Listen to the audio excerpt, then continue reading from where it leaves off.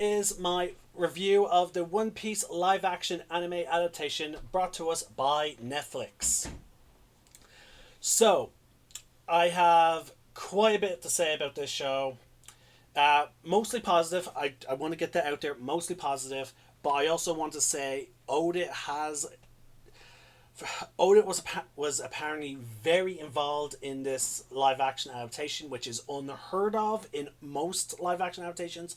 Most of the time, the creator is not involved. They tend to just sign whatever it is they need to sign, and the company that paid for it gets it. So with that being said, there are certain elements of this show that are extreme disappointments. There are some things that are extreme positives. So let's start with the positives because they're the most numerous. Casting choice, phenomenal, phenomenal. I always struggle with that word, but excellent basically. Um, the actor they chose to play Zoro, great. Actor they chose to play Usopp, Luffy, Nami, Sanji, Garp, Geff, Zeph. His name begins with a Z. Zeph, Arlong, and Kobe, Helmeppo, Axhan Morgan, Buggy the Clown, Elvita, all of them great casting choice. All of them phenomenal actors, as well as you can tell that certain actors you can clearly tell they had a passion and they truly enjoyed this. I wouldn't be surprised if, for example, the actor who played Luffy was a One Piece fan. I wouldn't be surprised at that. The CGI for some of the wacky things that we see from the show, pretty decent. The stretching powers are as good as you would expect stretching powers to be. When Luffy, the only time it really looks awkward is on the prolonged, slow stretching moments. For example, when he winds up to do Gum Gum No Pistol or Gum No Bazooka as well as Balloon. They're the only real awkward moments, in my opinion. When he does Pistol very quickly and when he finally does Gatling, they look great. It doesn't look as awkward. The costume design, fantastic. I love how they actually do change outfits pretty regularly, but then in the final episode we do get their iconic outfits. I really enjoyed that. I did enjoy the two moments we heard the classic One Piece opening. We are. At the end of this video, I will be playing a very special rendition of We Are. At the end, apparently it was done with the voice actors for the Japanese singing the song. So I will be playing that at the end. Because, again, there's been a lot of anniversary moments for One Piece, and this is One Piece finally tackling live action. Set design, great. What else to cover? Acting, performance, CGI. Oh yeah, the changes they made. A lot for the most part. I really did not mind the changes they made to the story. I understand that they're not going to be able to do everything the same way as the anime, and also if it was just a carbon copy of the anime, what's the point? We've already got like. Keep in mind, folks, the anime for One Piece goes back ages, and then we did eventually get a HD remake not too long ago when Funimation picked it up. So keep that in mind, folks, that there was already a remake of the anime. So we don't want that for live action.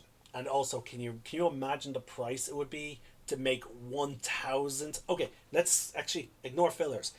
Do you know how much it would cost to make 900 live action One Piece episodes? Like, that shit gets expensive. I loved how they handled the wanted posters whenever we got an introduction to one of the major pirates.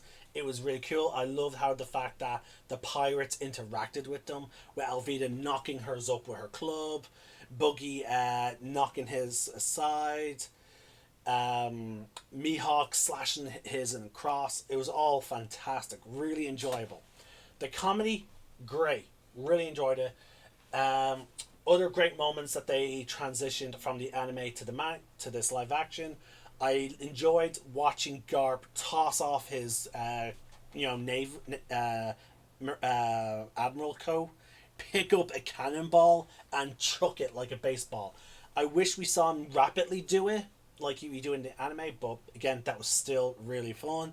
I enjoyed seeing Battle Axe at the end. Great. Another transition from the anime to the manga. Sorry, from the anime to the live action. Another good one. What was another good one? Um, I will have to say a good one would be Shanks when he sacrifices his arm to save Luffy. That was a great moment, and I felt like that is as well that like there's the intensity in his eye, the way he was drawn in the anime. You can't mimic that in live action, but they got the actor they chose for Shanks got it very close. It was amazing. Um, oh, the Sea Beast looked amazing. Sorry, in Sea Beast, I'm saying Sea Beast now because of Ting.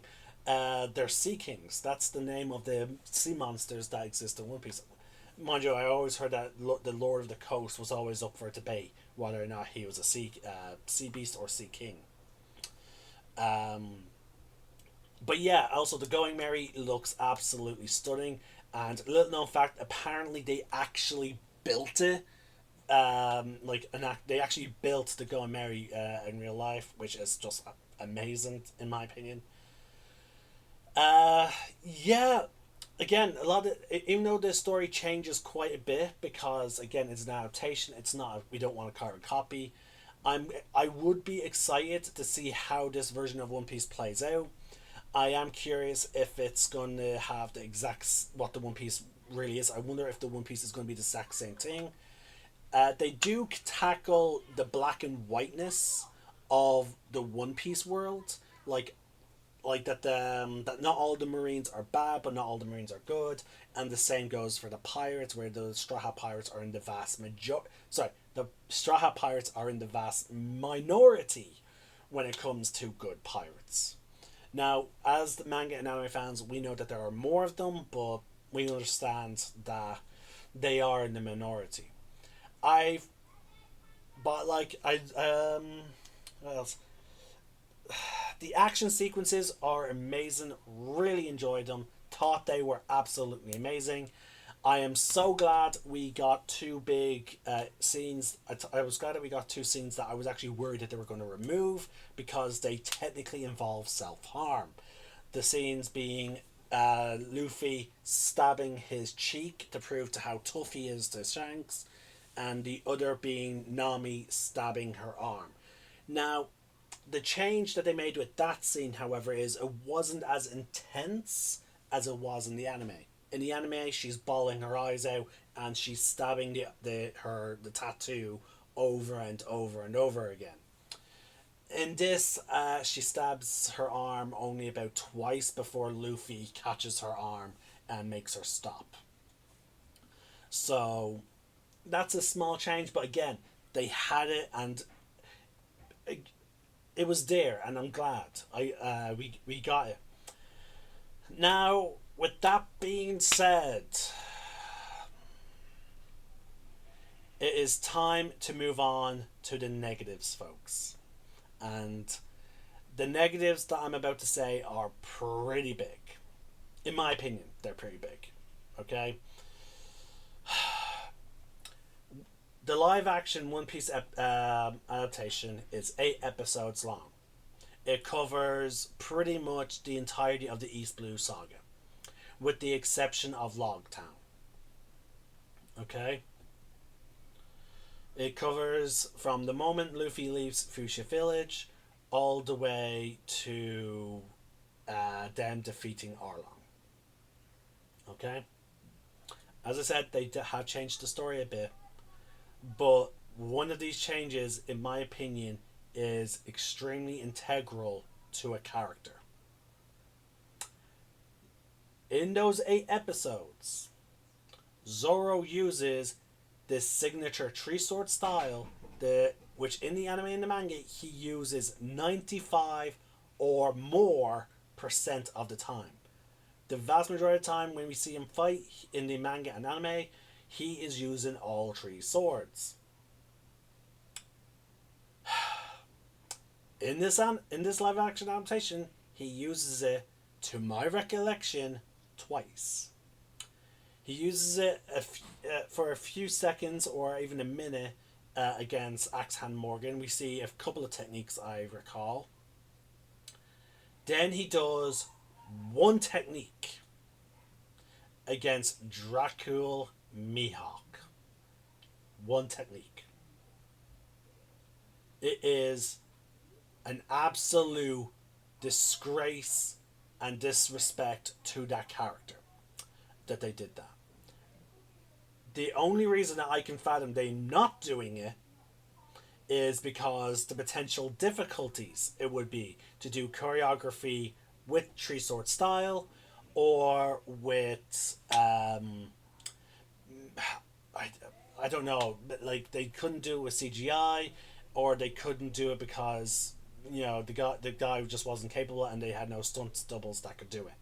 That's the only reason that I can fathom, and I'm surprised that they did not even attempt to forewarn people that Zoro doesn't use his signature Tree Sword style all that much. It's very surprising. Like when we didn't get much of it in episode 1, I accepted it. When he didn't use it against Buggy the Clown, I was like, okay, very odd, but okay. Episode 3, there was not really any fighting. Episode 4, when he's fighting Shami and Bucci, I was like, okay, in the anime, he was getting his ass handed to him he wasn't getting his ass handed to him by him, but he was struggling to fight them when he was using one sword. But then he starting really winning when he got all three. Just to show that his power scaling, guys. Again, Tree Sword style is his style. Like, it's something that he created, and again, it's just Then we get the fight with Mihawk, and for the vast majority of that fight, he is using two swords, which is just no. This is the man that Zoro knows is known as the world's strongest. He's not going to feel out the Mihawk's strength. He knows Mihawk is strong. So why wouldn't he come at Mihawk with everything he's got using his Tree Sword style, which is supposed to be his strongest fighting style? It makes no sense that he doesn't use it from the get-go. But he only pulls it out for that one technique? No. If they came out and basically gave they came out a week before the show went live and said Zoro's not going to use his Tree Sword style because X, Y, and Z, then fine. Maybe I'm right, and it's because of it would have been too difficult to CGI it all the time, or that it would be too difficult to have him actually for the actor to use it, even with a fake one. Or maybe we're going to be seeing the development of Tree Sword style. Maybe we're actually seeing Zoro. Maybe this version of Zoro is developing Tree Sword style. If that's the case, I feel like fans should have been made aware of it in advance, because that is a very big change. And speaking of the Dracul Mihawk fight, there's a scene in that fight that, in my opinion, is very big, and they could have made it even bigger. Given the implications that up until Arlong Park, they are not a crew. The only people who they are, but it's a 3-person crew. Zoro and Nami never officially joined Luffy's crew until after the Baratie in the live action. I know Zoro was meant to join from the beginning in episode 3, I think it was, or 2, but no, he doesn't join them until after the events of the Baratie. Usopp and Sanji are the only ones that officially properly join his crew. And I think people watching this who've seen the anime or read the manga will know what I'm talking about. But the scene I'm referring to is after Zoro is defeated by Mihawk, he holds up his sword and vows to never lose again. And then he asks, "Is that acceptable, uh, my captain, king of the pirates?" You know, he's basically acknowledged, like, he's asking Luffy, is it okay for him to lose this once if he vows to never lose again? Acknowledging Luffy's dream to be king of the pirates. Again, very great emotional scene in the manga and anime. They could have amplified it by having this be the moment. If he said that line, like, you know, my captain, future king of the pirates, they could have had that moment be the moment that Zoro not only like makes a vow to Luffy, but also acknowledges him as his captain. It would have added more emotion to the scene, especially with what follows next, with him being so close to death's door. It would have made so much more intense. But all we get is him vowing to never lose again. That's it. No, my captain. No, future king of the pirates. It's just, I'm never going to lose. I won't lose to him again. And it's not until after he recovers, well, somewhat, that, you know, he vows to help Luffy get his dream. You know, just before they get to Arlong Park. That's what we get instead. I think it would have been better to have, again, that moment be when he's holding up his sword, just after he got defeated by Mihawk, and then Mihawk smiling and then, you know, acknowledging Roronoa Zoro and making the vow that, like, he will hold the title of greatest swordsman until Zoro meets him, you know, in the Grand Line. You know, it would have been a much better moment. But yeah, they're the two moments. They're the two big issues I have. Now, there's another issue that was sort of addressed throughout the rest of the 7 episodes, which was Nami was a lot more fighty than she typically is in the first episode. But I think maybe they filmed it, realized the issue, and then maybe made the change for the last 7 episodes. Sorry, the rest of the 7 episodes. But again, they course corrected. Nami is pretty much the one that's trying to avoid the fights. Again, lots of humor, and again, Usopp being like also avoiding the fights. Very good, and again, I really enjoy the actor who plays Usopp. I feel like he's having a lot of fun being Usopp, and I love that. Okay, so with all that being said, now I will say, despite my critique with the whole Zoro situation, I feel like I've been very fair to the One Piece live action adaptation. Now, there are some episodes that are just dreadful because of the critiques I gave. They rank very low in terms of out of 10.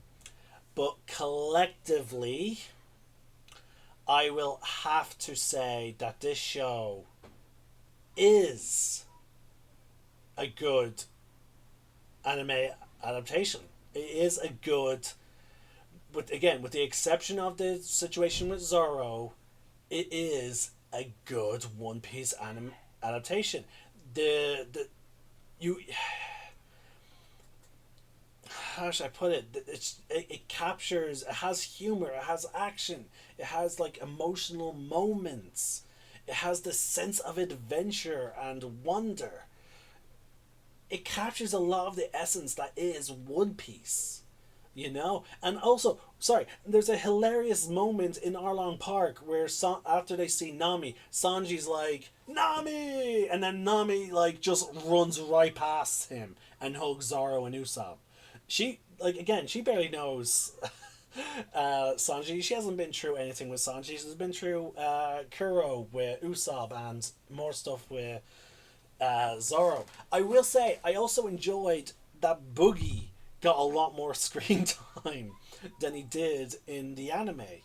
Like, Boogie was a lot funnier, but he was also at times, especially around his introduction, a lot creepier and scarier.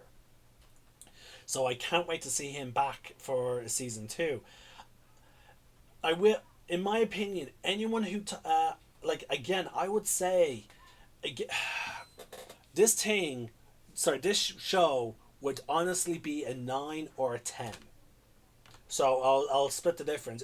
This show would be a solid 9.5 if it wasn't for the issue with Zoro's fighting style. I am docking it significant points for that because, again, Zoro, like his three sword fighting style is that integrated into his character, and without any other type of explanation, like again, it just feels wrong that he's not using all three swords.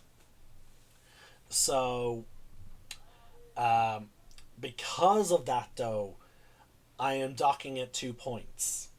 So it is now a 7.5 out of 10. I'm still gonna, if it does get renewed for a second season, I will still watch it. I'm being honest, I will still watch it because my hope is my I'm being completely honest. I truly hope that this version of Zoro turns out to be developing his true sword style. If that's, I will.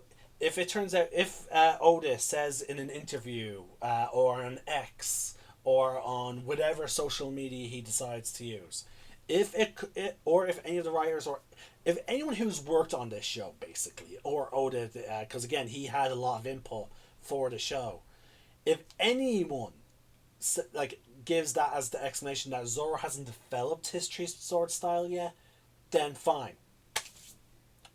It is a solid 9.5 out of 10. But if that's not the reason, it is a 7.5.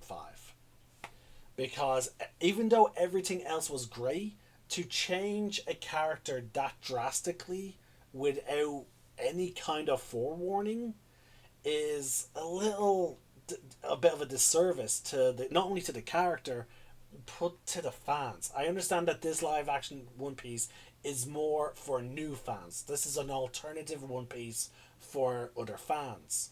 I get it, but still, if you're going to call it a One Piece adaptation, you need to keep certain elements. You need to keep certain core elements of characters and elements of the show. Uh, Again, though, they pretty much hit everyone else.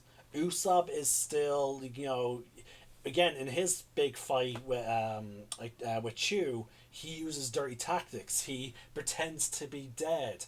Now, mind you, he doesn't have the moment where he's like he's not going to fight. He gives up. He just wants to survive, and he doesn't have that internal moment of like, you know what, I came out here to be a brave man of the sea.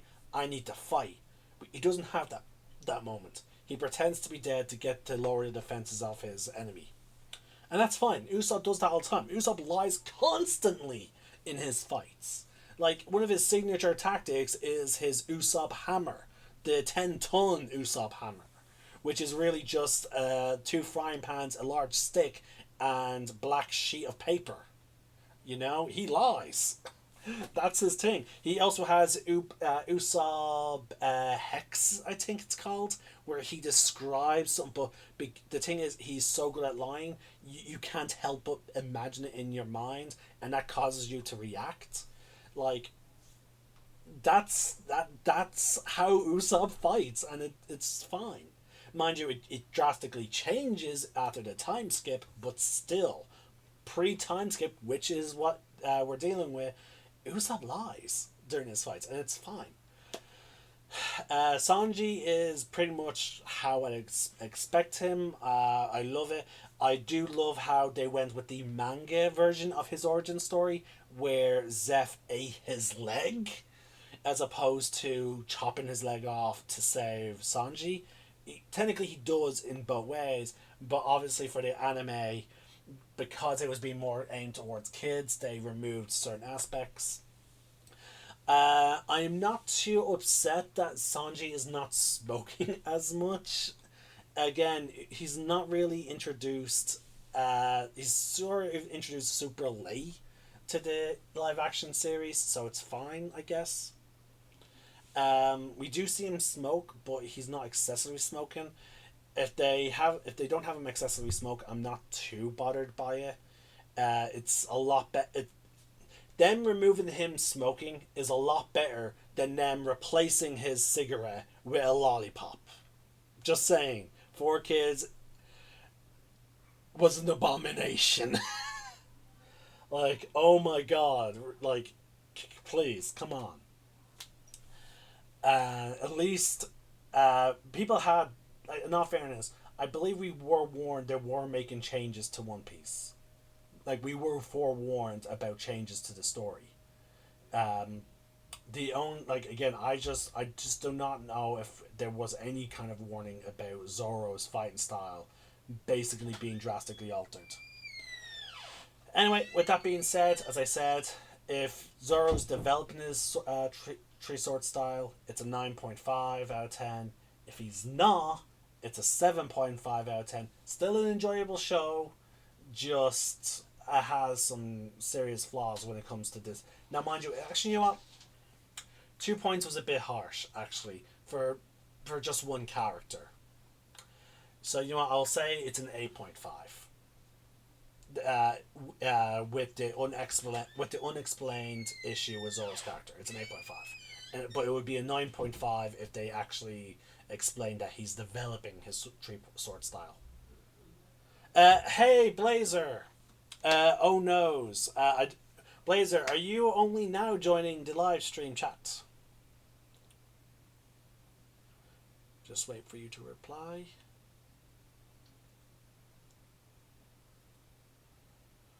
Oh, you're joining just now. Okay. Hi. So just to catch you up, Blazer, because again, you went through the effort to join the stream. I'm going to give a very quick recap of what I said, just for you. Okay.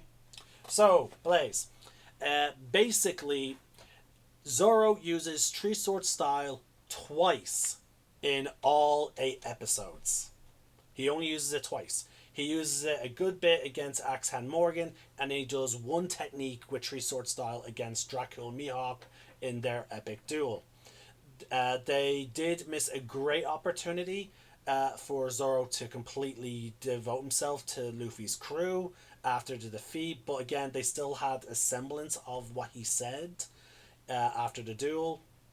So again, a few minor points, which is why I'm giving the show an 8 out of 5. There is no explanation of why Zoro doesn't use his Tree Sword style. I'm hoping that the explanation is that he's still developing it, like he's still sort of experimenting with it. That's why we don't see him use it too often. And we will hopefully see maybe in the second season or sometime in the second season that he starts using it more regularly. Sort of like the way like Luffy develops his fighting style going forward. The show is mostly positives. Again, if you're looking for a carbon copy of One Piece, you're not going to get it.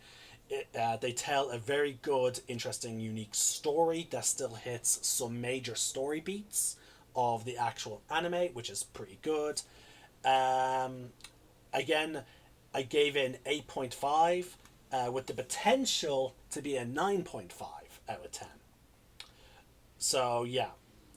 It's mostly positive stuff, Blazer. I would recommend you check it out for yourself, and if you can forgive the changes that they made to Zoro's fighting style, then fair enough.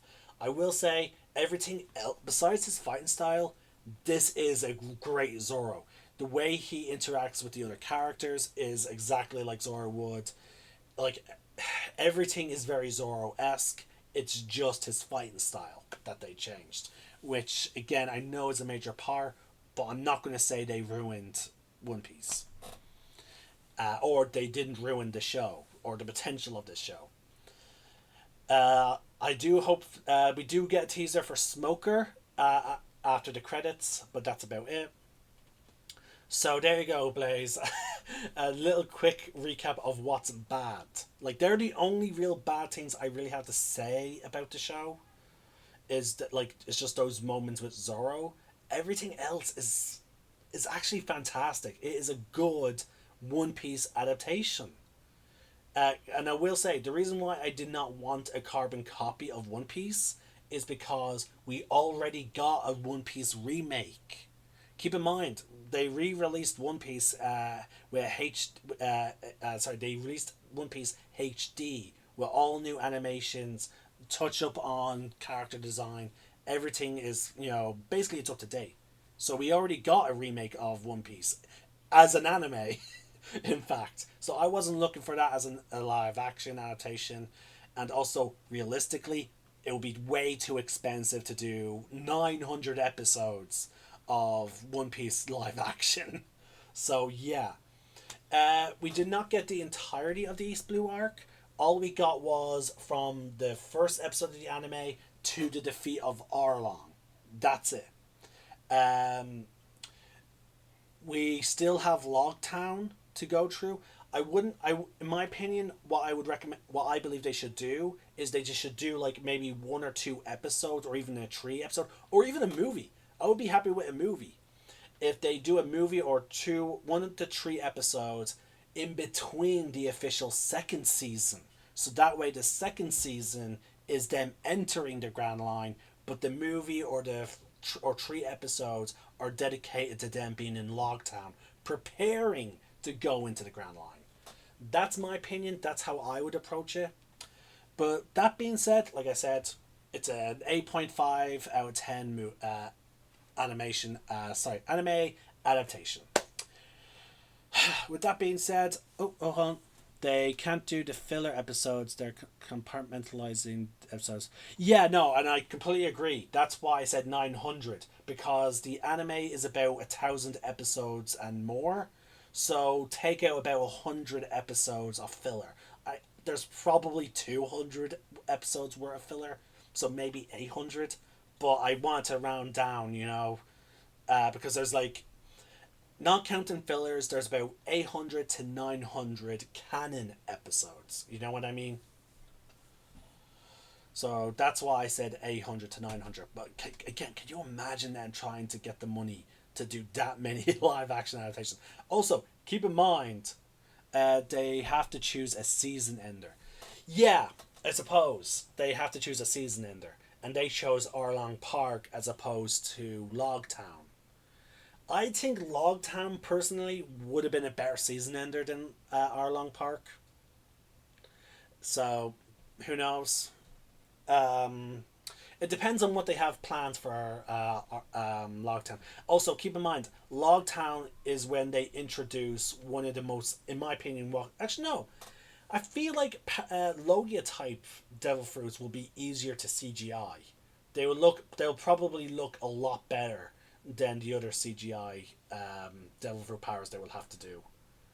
Because like all it is just all you need is really a green suit with the guy's face exposed, and then just put in the element, on the green suit. So okay, I feel like Logia types will be the easiest to CGI in my opinion.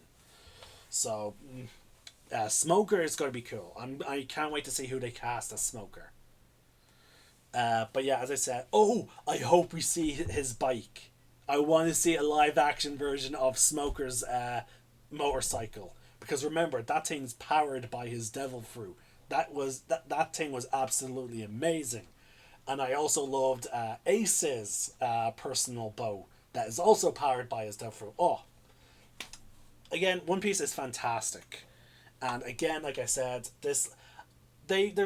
I will say there are some unique additions to this series that I think that do it justice. For one, we get the expansion on the bike that never goes back whenever he goes. Yeah, okay, yeah, fine. It never. In all fairness, there's not really many moments. Actually, no, he does. It does come up. It comes up when Smoker goes off to do something in Alabasta.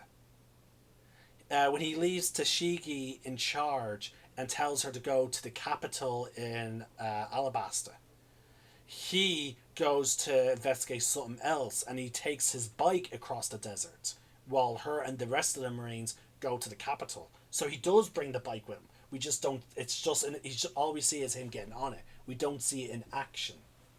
So so it is there. We see the bike twice. But yeah, what was I saying? So yeah, additions that they made that they added to the live action that was not in the anime or the manga. We never actually saw any kind of flashback of Zorro's recruitment into the Baroque works. We never see his interaction with Number Seven. We do see that in the live action adaptation. We see that Baroque work. We see the moment when Baroque works tried to recruit Zorro. We also get a new type of Denden Mushi, which can be placed on your ear. So like I thought that cool like little mini Denden Mushi was a really cool addition to the whole thing. Like I liked it. That's my opinion. Oh yeah, no, like and again, besides from the Zorro stuff, it is really good.